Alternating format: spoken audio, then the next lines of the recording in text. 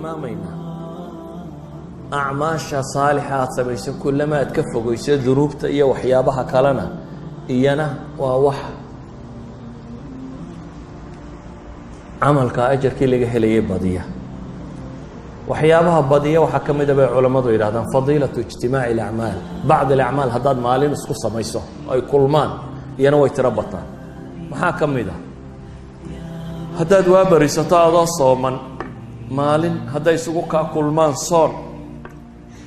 iyo miskiin aad quudiso iyo janaasa aad raacdo haddaad kulmisato soon iyo janaasa aad raacday iyo miskiin aad quudisay iyo qof buko aad soo booqatay afartaa camal haddaad maalin kulmiso nabigu wuxuu leeyahay qof kuma kulanto ilaa maalinta qiyaame waxa lagu yiraahdaa jannada albaabadeeda ka doonta ka gal maanta soomanayd adiga sooman baad janaaso raacday xabaalahaad geyso waad soo aastay waad soo noqoto dhakhtarka ama guriga mid yaalo bukay baad soo booqatay miskiinna waxbaad siisay afartaa camal hadday maalin ku kulmaan aad kulansiisato nabiga calayhi salaatu wasalaam subax buu wuxuu yidhi man asbaxa minkum alyawma saa'ima war maanta yaa sooman abi bakr baa yidhi aniga markaasuu nabigu yidhi maanta yaa raacay man tabica minkum alyawma janaasa yaa janaasa raacay abi bakr baa yidhi aniga maanta yaa miskiin wax siiyey buu nabigu yidhi abi bakr baa yidhi aniga maanta yaa soo booqday buu yidhi qof buka abu bakr baa yidhi aniga markaasuu nabigu yidhi majtamacna fi imri'in illa dakhala aljanna marka laydin leeyahay abu bakr dad buu fadli badnaa cidna ma hadde bilaash ma aha wax lagu fadli batay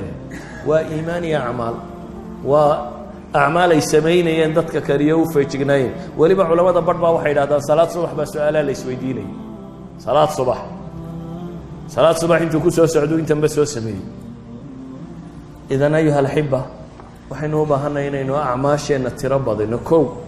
siday u kala fadli badantay inuu ugu dadaalo waxyaabaha ugu fadli badan le baryada ilaahay iyo ducada iyo dikrigaasa ka mid ah salaadaha iyo waqtiyada la tilmaamay baa ka mid ah waxaasoo acmaal aynu soo sheegaynay bay ka mid ah ilaahay waxaan ka baryaa subxaanahu wa tacaala inuu acmaasheena naga aqbalo siday u kala fadli badantay inuu waafajiyo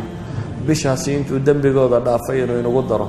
intii naarta laga xoreeyay inuu inagu daro intii camalkooda la aqbalay in alla subxaanahu wa tacaala inaga yeelo inaga iyo inta muslimiinta ee kalaba inteenii dhimatayna in ilaahay u naxariisto inta nool alla uga daba naxariisto wixii xaq iyo sawaab ku jirana in ilaahayna wada waafajiyo sallallahu ala nabiy muhammadin wa ala alihi wa sahbihi wa sallam